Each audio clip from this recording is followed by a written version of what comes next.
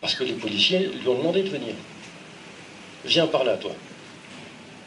Et il vient. Et vous croyez qu'à ce moment-là, quand on revient de son plein gré, c'est pour insulter à nouveau, comme l'ont prétendu les policiers, qui ont prétendu qu'Abdul Haq, qui n'est pas très épais, dont la qualité première n'est pas d'être un athlète, ni d'être un grand costaud, leur aurait dit aux 5 ou 6 policiers, vous avez un problème avec moi? Descendez, que je vous encadre tous. Ah bon? Qui peut croire ça? Qui peut croire ça? Et là, les choses vont très vite. Des papiers. Et Abdul Haq a raison de dire non. Il n'a pas commis d'infraction. Les policiers sont dans l'incapacité de donner une réquisition du procureur. Il n'y a pas à donner ces papiers. Qu'un citoyen soit obligé de rappeler aux forces de l'ordre les exigences de la loi, c'est tout de même le monde à l'envers. Et là, vous voyez ces actes de violence terribles.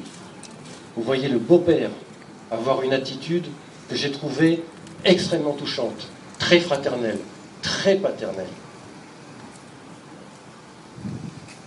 qui vient en protection, qui vient en médiation sociale. Cette personne-là est traitée comme la personne la plus vulgaire. Toi, on ne te connaît pas. Et quand la BAC débarque, toi, si tu ne te pousses pas, tu vas te faire bomber la gueule comme les autres. Voilà. Nous sommes à La Réunion, dans une terre riche de nos différences et de notre harmonie qui demeure à soigner toujours. Nous sommes en terre de France qui proclame la liberté et les droits des gens. Voilà le point où nous en sommes.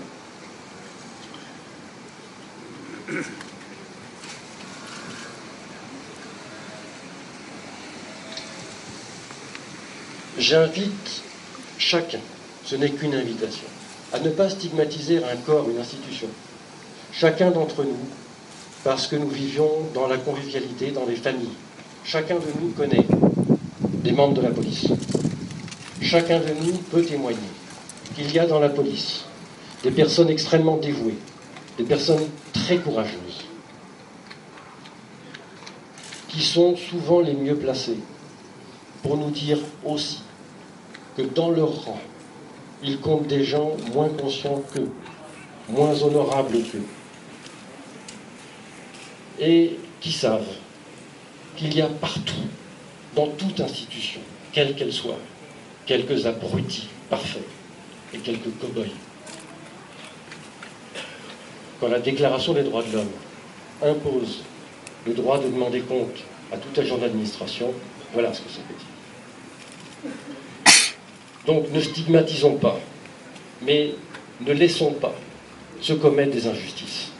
Une injustice commise contre Abdul Haq, c'est demain une injustice commise contre d'autres. Alors des gens m'ont demandé, mais si ça n'était pas Abdul Haq, cette affaire aurait-elle eu l'écho qu'elle a? Je ne sais pas. Et peut-être ceux qui posent cette question ont une part de raison. Moi, ça m'attriste infiniment. Et en même temps, il y a quelque chose dont on doit se réjouir. Ça m'attriste parce que c'est une désolation que de penser que quelqu'un peut faire l'objet de violence, être tabassé, et que personne ne pourrait venir à son secours parce qu'il est anonyme. C'est terrible. En même temps, je me dis, si l'émoi suscité à La Réunion, et au-delà de La Réunion, par cette affaire, vient de ce que Abdul Haq est Abdul Haq, alors tous on lui doit un merci à Abdul Haq. Merci d'avoir permis que l'exemple soit donné aujourd'hui de ce qui ne doit jamais se reproduire, jamais, et à l'égard de quiconque. Je vous remercie.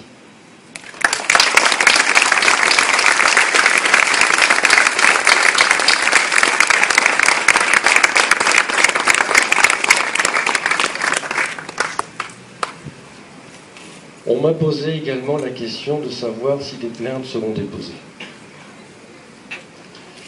Je vous ai dit tout à l'heure que j'allais demander au procureur de la République de dessaisir la police, pour des raisons évidentes.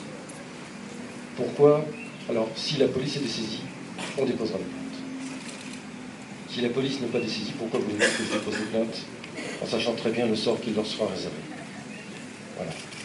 J'indique aussi que la garde à vue, c'est une institution policière, judiciaire, légale, qui est actuellement très critiquée. Il y a des qui est jugé anticonstitutionnel. Il y a des procédés qui perdurent, qui devront cesser. Est-ce qu'on a le droit de dire à quelqu'un qu'on a interrogé pendant sa période de jeûne, qui a fait beaucoup d'efforts pour rassembler ses idées, au moment où il peut enfin rompre le jeûne, est-ce qu'il est digne de lui dire « tu », parce que évidemment, le tutoiement bougnoule, ça existe encore. « Tu pourras manger quand tu auras signé tes déclarations ». Est-ce que ça, c'est correct?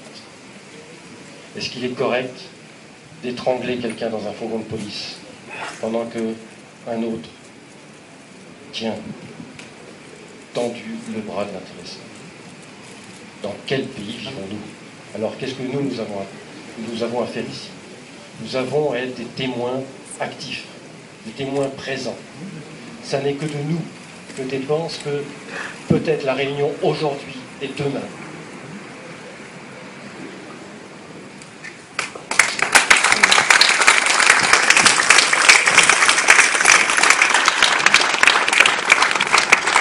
Je voudrais vous remercier pour Abdelhak. Il n'est pas là parce qu'il est bouleversé. Il a besoin de quelques jours de repos. Je vous remercie pour lui, mais remercions-nous tous, pour chacun de nous qui savons bien qu'est-ce que nous faisons ici. Et pour tous ceux qui ne peuvent pas être là, c'est nous-mêmes que nous remercions pour ce que nous faisons pour nous-mêmes. Merci.